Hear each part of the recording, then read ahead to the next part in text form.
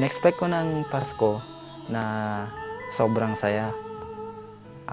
Bigay ng regalo, tumutulong sa kapwa, at nagbibigay saya sa bawat taong iyong makasalubong.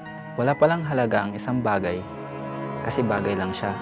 Naluluma, nawawala, pero ibang experience pag napalitan ng isang programa sa ABS-CBN na sinubaybayan mo sa hapon at naging parte na rin ng buhay mo. Sana wala nang makaranas ng nararanasan namin ngayon. Yung tipong mag-end na yung kontrata namin, wala pa rin kaming ID. Pero gusto ko tong trabahong to. Kahit maliit ang sweldo, nadadaan naman sa OT. Dati, nung bago ako, naiiwas ako mga discrepancy. Pero pagkalipas ng isang taon, nagkakasunod-sunod na. Pero okay naman, kasi natututunan namin mag-English. Masaya naman.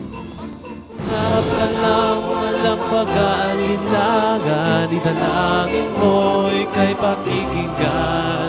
Tingnan mo't nakangiti ang lahat ng bituin. May katuparan ang dulin sa kapamilyang mapiling.